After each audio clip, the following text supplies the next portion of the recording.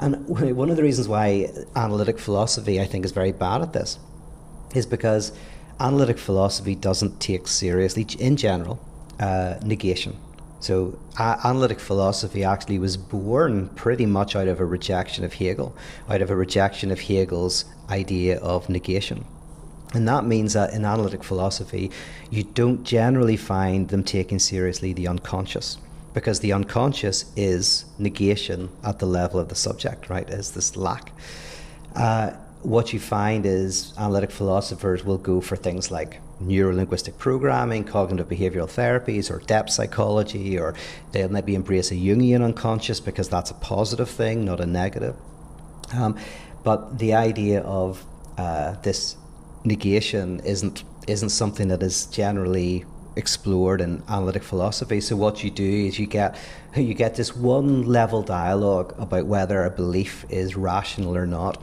You don't kind of explore how we're riven with some sort of traumas as subjects, and our religious as well as our work and our love life reflect our ways of attempting to cover over, respond to those traumas of our lives. And therefore the whole discourse is, as I say, is unsuccessful at best and successful at worst. And I'm thinking of one person in particular who you've just seen on Instagram a lot, but who is always trying to attack conservatives, evangelicals, and mock them, and gets enjoyment out of it. So you can go like, well, they're not finding much success, which is good, because if they were actually able to strip away the function that religion maybe is giving these people without kind of exploring that and finding other solutions, then it can be catastrophic for individuals.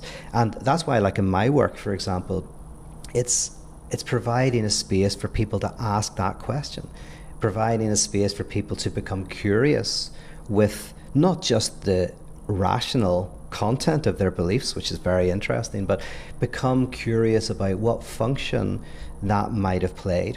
When did you say, if you're religious, when did you embrace that? What age were you?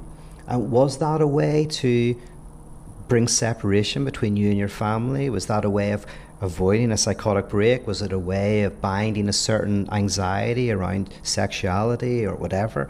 And begin to go, right. And as you work that out, you're actually more able to be rational about your beliefs and pick them through and think about them. But you kind of have to start by asking yourself what's going on within it.